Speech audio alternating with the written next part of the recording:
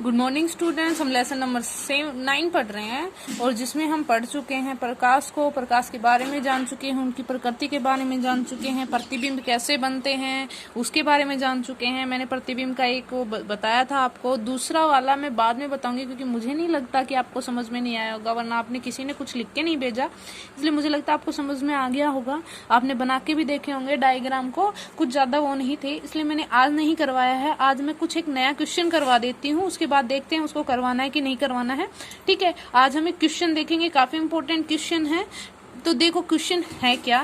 पहला क्वेश्चन ये है कि सिद्ध कीजिए कि छोटे द्वारक के अवतल दर्पण की वक्रता त्रिज्या फोकस दूरी से दुगनी होती है। यानी एक छोटा द्वारक है और उसकी जो वक्रता त्रिज्या है वो फोकस दूरी से दुगनी होती है। फोकस दूरी कहाँ होती है? ध्रुव की फोकस बिंदु से तक दूरी, ध्रुव की फोकस बिंदु से दूरी क्या कहलाती है? फोकस दूरी। ये जो है मतलब OF जो है, ठीक है, वक्रता त्रिज्या क्या कहलाती है? O से लेके C तक की दूरी, यानी ध्रुव की वक्रता केंद्र से दूरी, यानी ध्रुव की वक्रता केंद्र से दूरी क्या कहलाती है?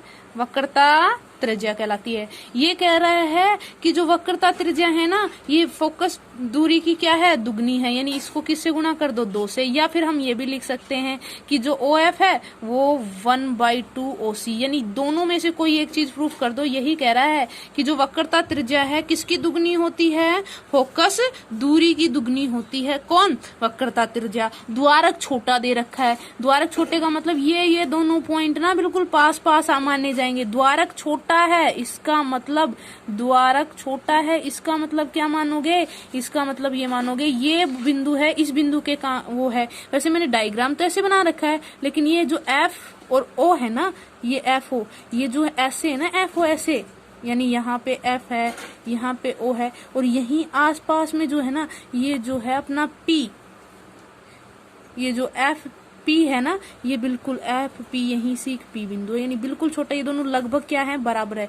द्वारक छोटा है तो FP किसके बराबर है? OF के। ये भी हम बाद में बात करेंगे, पहले डिस्कस कर लेते हैं इसको प्रूफ क्या करना है। सबसे पहले हमें पता है प्रूफ क्या करना है। OF को क्या करना है?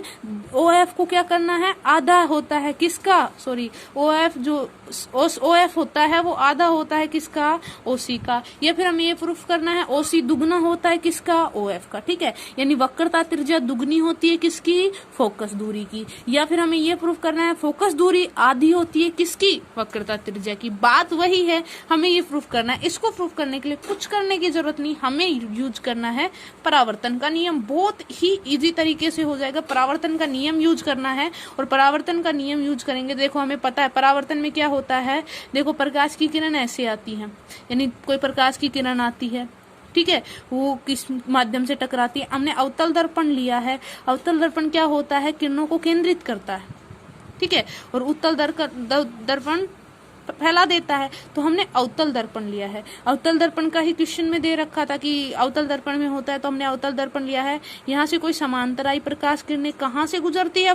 परावर्तन के बाद फोकस बिंदु से। हमने नियम पढ़े हैं ना प्रतिबिंब के या बिंब। चलो एक बार दोबारा से देखते हैं, क्या देखेंगे। देखो ये अवतल दर्पण है, उसमें ये जो प्रकाश की किरण है, प्रकाश की किरण आई, अपवर्तित हुई और कहाँ से? फोकस बिंदु से होकर गुजरी। और देखो हमें क्या पता है परावर्तन के नियम से? आपतन कोण और परावर्तन कोण दोनों क्या होते हैं? इक्वल। मैंने कोण आई बराबर कोण आर, ये तो लिखा हुआ है, देखो मैंने ये लिख दिया कोण आई बराबर कोण आर। किसके नियम से? परावर्तन के नियम से। ठीक है, यहाँ तक क्लियर हो गया। ये मैंने अभिलंब टाइप में खींच लिया कि भाई ये मान लो अभिलंब है, ठीक है, अभिलंब भी मान सकते हो या दूसरी किरण भी मान सकते हो, कोई दिक्कत नहीं। लेकिन मैंने अभी के लिए अभिलंब मान लो, यानी इनके बीचों बीच खींच दिया कि ये जो है ये C पॉइंट से होके गुजरी। ठीक है, हो गया ये। अब देखो क्या है ये IR के वजह। अगर इसे मैं कोण के रूप में करूं तो ये कोण कौन सा होगा? R, P और C।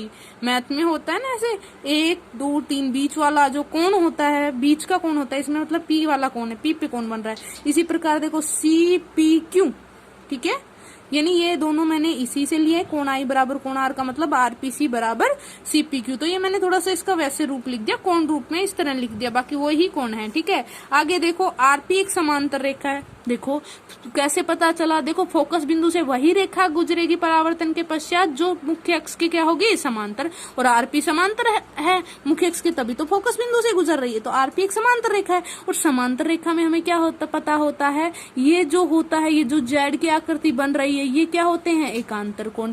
यानी ये वाला जो कोण, ऐसे देखो मेरा पेन जहाँ चल रहा है यहाँ से लेके ये वाला क्या बन गया, एकांतर कोण। यानी ये वाला और ये वाला क्या है, एकांतर कोण। एकांतर कोण का मतलब ये हो गया, एकांतर कोण हमेशा बराबर होते हैं, ये आई है तो ये भी क्या होगा, आई। यानी आर पी सी के बराबर क्या होगा, पी सी एफ लिख सकते हैं, ठीक है, पीसीओ भी लिख सकते हैं। वो देखो पीसीएफ लिखा है मैंने, पीसीएफ होता है किसके, आरपीसी के बराबर क्या है, पीसीएफ होता है। आरपीसी के बराबर क्या है, पीसीएफ, क्योंकि ये क्या है, एकांतर कोण है, ठीक है, हो गया ये। अब देखो 1 और 2 से क्या हो रहा है, आरपीसी इसमें भी है, आरपीसी इसमें भी है, इसका मतलब आरपीसी किसके बराबर हो गया, एक तो पीसीएफ के बराबर हो गया और एक सीपीक्यू के बराबर हो। जब देखो ये कोण इसके भी बराबर है और ये कोण इसके भी बराबर है, दोनों के बराबर है, तो इन दोनों ये दो तीनों भी आपस में क्या होंगे, बराबर होंगे। यानी सीपीक्यू किसके बराबर होगा, पीसीएफ के, यानी ये दोनों आपस में बराबर होंगे। सीपीक्यू किसके बराबर होगा, पीसीएफ के बराबर क्या है, आरपीसी, ठीक है। इसका यूज कैसे करना है, अब देखो इसका मतलब ये हो गया सीपीक्यू, सीपीक्यू किसके बराबर हो गया, सीपीक्यू किसके बराबर हो गया भाई, पीसीएफ के, यानी पीसीएफ के, यानी सीपीक्यू किसके बराबर हो गया, पीसीएफ के। यानी ये कोण और ये कोण आपस में क्या हो गए, बराबर हो गए। अब ये कोण और ये कोण आपस में बराबर हो गए। हम एक त्रिभुज की थ्योरम जानते हैं, त्रिभुज की प्रमेय जानते हैं। अगर ये दो कोण, दो एंगल बराबर हैं, यानी ये दो एंगल बराबर हैं, तो इन पे जो ये भुजाएं हैं ये भी क्या होती हैं, आपस में बराबर होती हैं। इसका मतलब ये दोनों कोण बराबर हैं, तो ये जो दो भुजाएं हैं ये आपस में क्या होंगी, बराबर होंगी। यानी सीएफ किसके बराबर होगा, पीएफ के। ये त्रिभुज का नियम कहता है, यही मैंने लिखा है, त्रिभुज पीसीएफ में पीएफ किसके बराबर हो गई, सीएफ के। ये त्रिभुज का नियम है, मैथ का नियम है, पढ़ा होगा मैथ्स में कि भाई ये त्रिभुज का ये नियम होता है। क्या नियम होता है, अगर ये दो कोण बराबर हैं तो ये दोनों भुजाएं क्या होंगी, बराबर। ये दोनों एंगल बराबर हैं तो ये जो इन भुजाएं होंगी वो क्या होंगी, बराबर। यानी ये दोनों कोण बराबर हैं तो इनकी जो उनके द्वारा जो भुजाएं बनेगी, ये दो भुजाएं वो आपस में क्या होंगी, बराबर होंगी। यानी मैंने क्या कर दिया, पीएफ किसके बराबर होगा, सीएफ के बराबर होगा, ठीक है, हो गया। आगे देखो क्या करते हैं, आगे हो गया, देखो ये हमारी भुजा बराबर हो गई, ये हमारी भुजा बराबर हो गई, तो द्वारक छोटा है, ये हमने पहले ही कह दिया था द्वारक छोटा है। द्वारक छोटा होगा तो क्या होगा, ये जो पी पॉइंट यहाँ आपको दिख रहा है ना, वो नहीं है, ये यहाँ से आएगा। यानी यह एफ ओ लगभग किसके बराबर होगा, एफ पी के। यानी ये दोनों क्या होंगे, आपस में लगभग क्या होंगे, बराबर होंगे। ये सारा हम कर रहे हैं सीओ को क्या करने के लिए, दुगना करने के लिए, ओ एफ के लिए, ठीक है। तो हमें तो भुजा चाहिए ना, तो पी एफ किसके बराबर होगा, ओ एफ के लगभग बराबर होगा। देखो ये मत सोचना ये तो कैसे हो सकता है, द्वारक को छोटा बना दिया, इसका मतलब ये लगभग यहीं से है, इसी पॉइंट पे है, द्वारक बहुत छोटा है, यहाँ है ये पॉइंट, पी जो पॉइंट है यहाँ मत मानो, यहाँ सी है पॉइंट, ठीक है।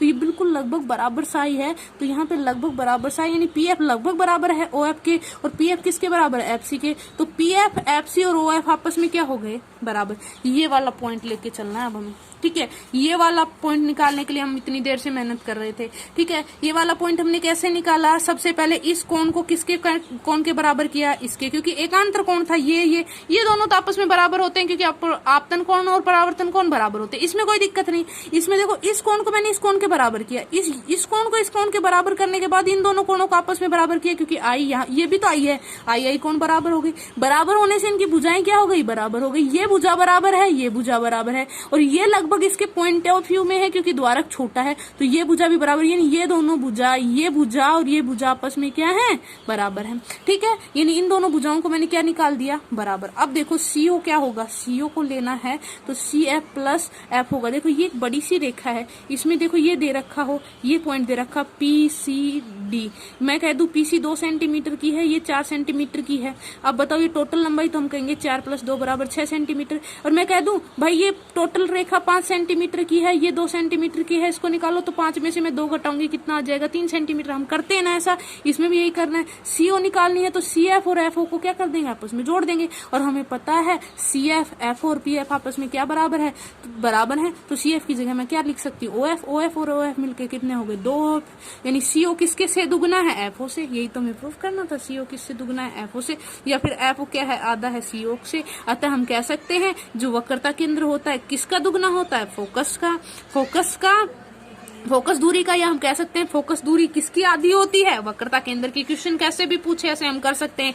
क्या किया, कुछ नहीं किया, हमें इसको बराबर प्रूफ करना था। इसका मतलब हमें ये और ये आपस में बराबर प्रूफ करने थे, ये और ये हम आपस में बराबर प्रूफ नहीं कर पाते। कैसे कर पाते, हम प्रूफ कर सकते हैं इसके बराबर है, ये बराबर प्रूफ कर नहीं कर सकते। तो हमने इसको बराबर प्रूफ किया, और इसको बराबर किससे किया, इस एंगल को इस एंगल के बराबर, इस एंगल को इस एंगल के बराबर करके इन दोनों को आपस में क्या कर दिया, बराबर प्रूफ कर दिया। अब ये दोनों बराबर प्रूफ हो गए तो मैंने क्या कहा, द्वारक छोटा इसको यहां मान लिया, तो ये दोनों लाइनें क्या कर दी, बराबर, और इन दोनों लाइनों को बराबर कर दिया, तो ये इसके बराबर हो गई। जब ये इसके बराबर हो गई और ये ऑलरेडी किसके बराबर है, सीएफ के बराबर है, तो क्या होगा, ये दोनों भी आपस में क्या हो जाएंगी, बराबर हो जाएंगी। यानी पूरा खेल क्या है, पहले सीएफ को पीएफ के बराबर प्रूफ करो और पीएफ को किसके बराबर प्रूफ करो, ओएफ की। ठीक है, ये मैंने प्रूफ कर दिया। उसके बाद तो बिल्कुल सिंपल कैलकुलेशन है, यानी सीएफ को किसके बराबर प्रूफ करना है, पहले पीएफ के। उसके लिए मैंने एंगल वाला बताया है, कुछ परावर्तन का नियम से सारा हो जाएगा, कोई लंबी बात नहीं है। सीएफ को किसके बराबर करना है, पीएफ के बराबर प्रूफ करना है।